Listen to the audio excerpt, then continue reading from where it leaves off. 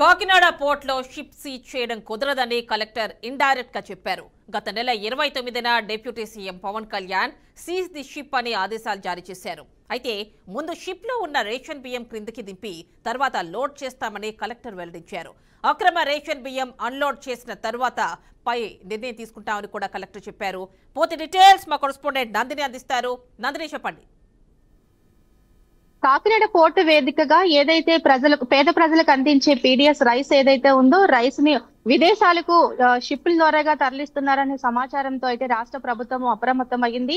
ఈ నేపథ్యంలోనే గత నెల 27వ తేదీన జిల్లా కలెక్టర్ షణ్మోహన్ అయితే స్టెల్లా షిప్ ద్వారాగా ఈ పీడిఎస్ రైస్ ని దక్షిణాఫ్రికాకు ఏదైతే తరలిస్తున్నారనే నేపథ్యంలోనే ఆయన షిప్ లో కూడా తనిఖీలు చేశారు. దాదాపు 640 మెట్రిక్ టన్నుల ఈ రైస్ ని అయితే గుర్తించి సీజ్ కూడా చేశారు. అలాగే 29వ తేదీన నేరుగా డిప్యూటీ సీఎం పవన్ కళ్యాణ్ కూడా రంగంలోకి దిగారు. అలాగే 5 విభాగాల శాఖలతో పాటు మొత్తము ఒక బృందాన్ని ఏర్పాటు చేశారు. దాదాపు 10 మంది ఆ షిప్ లో తనిఖీలు కూడా చేశారు. మొత్తం దీనికి సంబంధించి ఏదైతే మొత్తం 5 కంపార్ట్మెంట్లకు సంబంధించి 12 శాంపిల్స్ అయితే తీసుకున్నారో శాంపిల్స్ కాస్త లేట్ అయ్యింది. నిన్న ఏదైతే ఈ శాంపిల్ కి సంబంధించి ఒక నివేదిక కూడా వచ్చింది. దానికి సంబంధించి ఈ రోజు జిల్లా కలెక్టర్ అయితే తన కార్యాలయంలో ప్రెస్ మీట్ కూడా పెట్టి వివరాలను అయితే వెల్లడించారు. మొత్తం గతంలో ఈ స్టెల్లా సంబంధించి 640 పీడిఎస్ రైస్ తో పాటు ఏదైతే ఈ నమూనాలు సేకరణ తర్వాత వచ్చిన నివేదికలో మొత్తం 680 మెట్రిక్ టన్నులు అంటే టోటల్ గా 1320 టన్నుల రైస్ ని అయితే పీడిఎస్ రైస్ ని అయితే గుర్తించినట్లుగా అయితే కలెక్టర్ అయితే చెప్పారు. దీనికి సంబంధించి చూసుకున్నట్లయితే ఇప్పటికీ ఎక్కడికెక్కడ అప్రమత్తంగా అయితే ఏదైతే ఈ చెక్ పోస్టులను కూడా ఏర్పాటు చేశాము. అంటే ప్రభుత్వం అయితే రైస్ ఎక్స్పోర్ట్ కి అయితే వ్యతిరేకం కాదు, అలాగని ఒక్క పేదలకు అందించే పీడిఎస్ రైస్ ఒక గింజ కూడా ఎక్కడికి కూడా కదలకూడదు అన్నది పూర్తి స్థాయిలో అయితే దర్యాప్తు అయితే చేస్తున్నామని చెప్తున్నారు. మొత్తంగా చూసుకున్నట్లయితే ఏదైతే ఇప్పుడు 1320 టన్నుల ఏదైతే పీడిఎస్ రైస్ స్టెల్లా షిప్ లో ఉందో దానికి సంబంధించి ఇప్పుడు వాతావరణము తుఫాను హెచ్చరికల నేపథ్యంలో ఈ రైస్ అంతా కూడా దించాలి. దించిన తర్వాత దాదాపుగా 19 నుంచి 20 రోజుల పాటు స్టెల్లా షిప్ అయితే సముద్రంలోనే ఉండిపోయింది. దానికి సంబంధించి భారీ జరిమానాను కూడా పడుతున్న నేపథ్యంలోనే అయితే దీనికి సంబంధించి నివేదిక వల్ల కదా కాస్త లేట్ అయినట్టుగా అయితే చెప్పారు.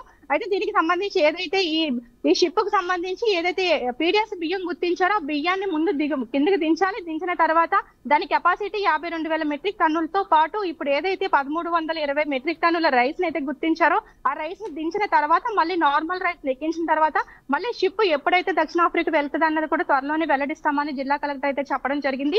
అలాగే చూసుకున్నట్లయితే జిల్లా కలెక్టర్ తో పాటు ఎస్పీ కూడా మాట్లాడారు. ఏదైతే గతంలో మంత్రి నాదెండ్ల కాకినాడ వచ్చినప్పుడు ఆయన తనిఖీలు నిర్వహించారు. 13 గోదాములపై కేసులు కూడా పెట్టారు. అంటే ఈ గోదాములకు సంబంధించి దాదాపు 137 రైస్ మిల్లలను అయితే గుర్తించడం జరిగింది.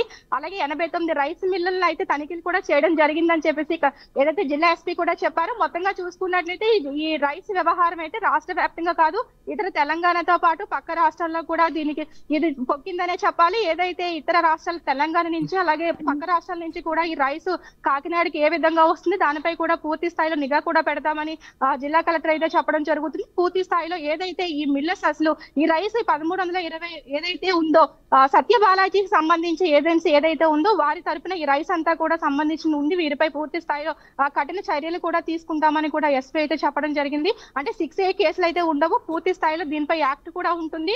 ఖచ్చితంగా ఎవరైతే దీనిపై కేసులు నమోదు చేస్తామో 6 నెలలు ఖచ్చితంగా జైలు శిక్ష కూడా ఉంటుందని చెప్పారు. పూర్తిగా చూసుకున్నట్లయితే కొద్దిసేపటి క్రితమే మంత్రి నాదెండ్ల కూడా దీనిపై ప్రెస్ మీట్ కూడా పెట్టారు. పూర్తి స్థాయిలో దీన్ని నిర్మూలించాలి. అంటే రాష్ట్రంలోని ఎక్కడైతే వీటి నమూనాలు ఉన్నాయి, ఈ రీసైక్లింగ్ ఎక్కడైతే చేస్తున్నారు, అలాగే అసలు ఏంటిది గ్రామ స్థాయి నుంచి మండల స్థాయి నుంచి నియోజకవర్గం నుంచి జిల్లా స్థాయిలో వరకు ఇది రాష్ట్ర వ్యాప్తంగా కూడా ఒక వ్యవస్థను అయితే తయారు చేసుకున్నారు.